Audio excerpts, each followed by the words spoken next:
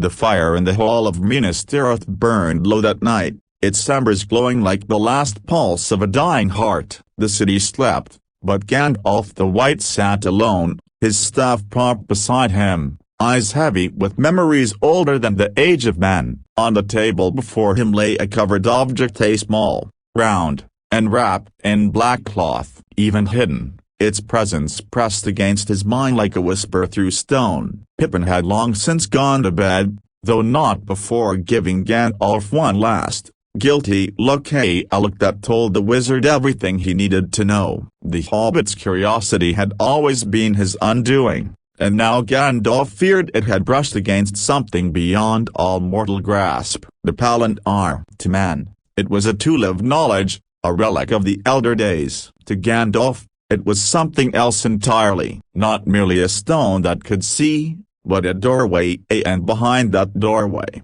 a will vast and terrible still lingered. He remembered the first time he had seen one. It was in the years long before the War of the Ring, when he still wandered Middle-earth as Mithrandir, the Grey Pilgrim. He had gone to Gondor then, summoned by Denethor's father, Ecthelion II. The steward had sought counsel against growing shadows in the east, and though he welcomed the wizard kindly, Gandalf's gaze had been caught by the tall marble chamber sealed by heavy doors at the tower of Ecthelion's hidden vault.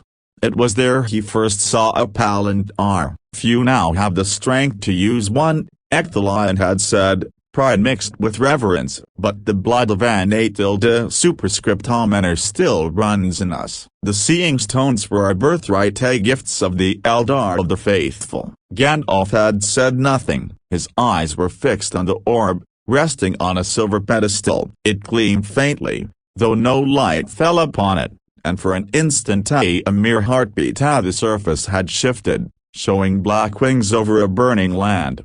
He had looked away at once. Even then, he'd felt it, that same whisper through the bones, that deep and endless pull. You fear it, Ecthelion had observed softly. I respect it, Gandalf had answered, for not all that shows truth shows wisdom, and some visions are but snares set by darker hands. That was the first time he felt the unease that would follow him all his life. The Palantíri were not evil, not by their making. They had been wrought in the blessed realm by Fëanor himself, shaped to pierce distance and shadow, to unite the kingdoms of the Eldar. But as with all things that once belonged to the light, their power had drawn the gaze of darker things. Sauron had possessed one. Gandalf had known that long before the world did. He had felt it in the air whenever whispers of the east reached his ears. The Dark Lord had learned to bend the stone's will, to twist what they revealed. They were now no longer windows,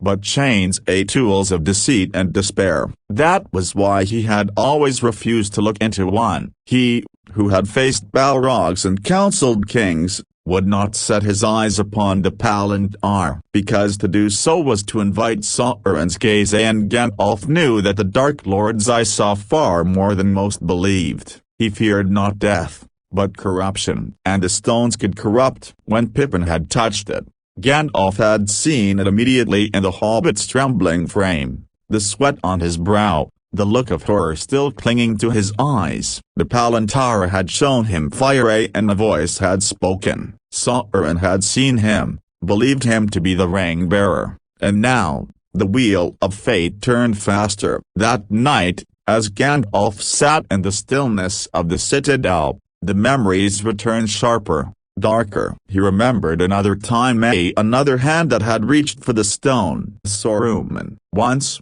he had been Crannar the Wise, greatest of the Istari, a friend and equal. They had come to Middle-earth together, clothed in frailty but filled with purpose, to guide, not to rule. But Saruman's heart had turned. It began, Gandalf knew, with curiosity, the same curiosity that drove all great minds to ruin. Saruman had studied the devices of the ancients. He had peered into the secrets of metal and fire, and when he discovered that Orthanc housed one of the lost seeing stones, his fate had been sealed. Gandalf had tried to dissuade him. Leave it be, he had warned. The eyes that once watched through it are not blind. The shadows are deeper than you know." But Saruman had laughed. "Do you fear knowledge, Grey Pilgrim? You, of all beings, these were made for the wise to see far, to gather counsel in times of peril. Why should we not use them when darkness rises?" And so, Saruman had looked. For years, he gazed into the Palantíri vortex, drawing secrets from the world. He learned much, perhaps too much. But little by little, he began to change. His words grew heavy with pride, his voice colder, and his robes, once grey like Gandalf's, turned white. When Gandalf was at last imprisoned atop vortex, he had seen the truth of what the stone had done. Saruman had not merely looked unto it, he had been looked upon. That was the horror of it. Gandalf could still remember the moment. The air in Orthanc was thick, almost alive. The Palantíri lay on a pedestal near the throne,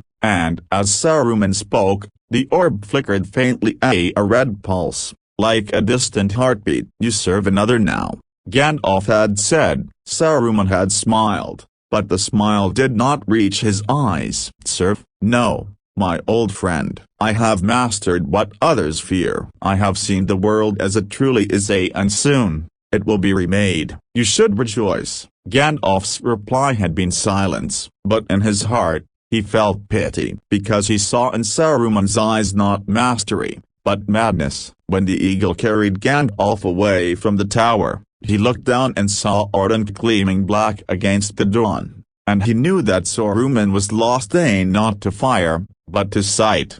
The Palantíri had broken him. Now, in Minas Tirith, centuries later, that same fear lingered. The cloth-wrapped stone on the table called to him. Even through the cover, he could feel it, a faint hum, almost like a breath against his thoughts. He stood and walked to the window. The city below glowed faintly in the moonlight, and beyond the walls, the land stretched toward the east, where Mount Doom burned. Somewhere out there, Sauron held the Master Stone, and perhaps, Gandalf thought, the Dark Lord too was watching even now. He shuddered. It was not fear of Sauron's power that chilled him, he had faced that long ago. It was fear of himself, because Gandalf knew what it was like to be tempted. He had carried the ring, if only for moments, and even then, he had felt its call. He had refused it because he knew, if he accepted it, even for good, the world would burn. The Palantíri was the same. To gaze into it would give him knowledge,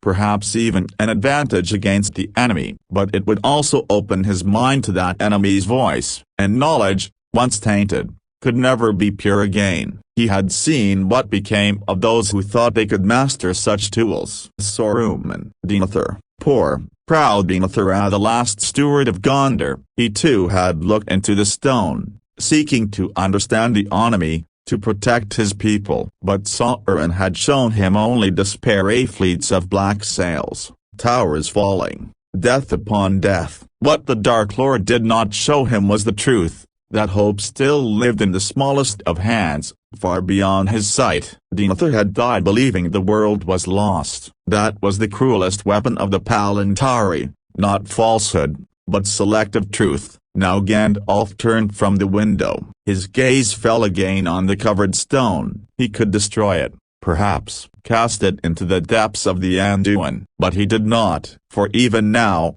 it was part of the fate that bound them all. He reached out, his fingers hovering just above the cloth. "Not yet," he whispered. "Your time is past." He turned away and left the room, the fire dying slowly behind him. But as he walked down the silent corridors of the White Tower, he could not shake the echo of another voice, one he had not heard in many years. A voice from long before he was Gandalf the Grey. When he had first been chosen by the Valar to walk among men, he had hesitated. He had been the last to volunteer. "For I fear the darkness of that world," he had said, and yet he went, bearing not his own power but the charge of mercy in council. Not to rule, but to help. Now, after centuries of battle, counsel, and sacrifice, he realized that what he had feared most had never been the darkness itself, but the reflection of it within his own heart.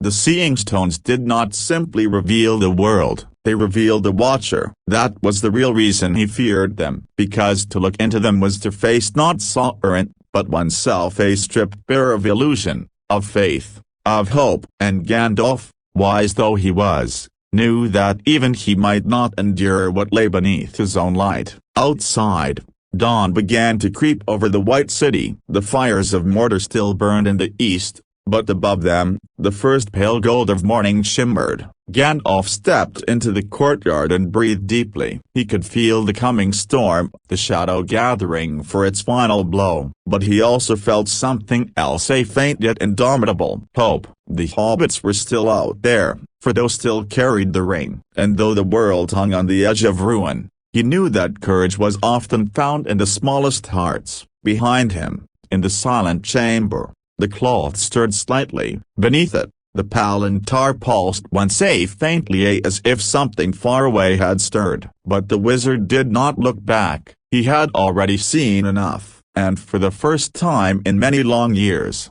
as the light of morning touched his face, Gandalf smiled, a quiet, weary smile of one who has faced his greatest fear and chosen not to answer its call. For some truths are not meant to be seen. Some doors, once opened, can never be shut again. And the wisest of all, perhaps, are those who know when not to look.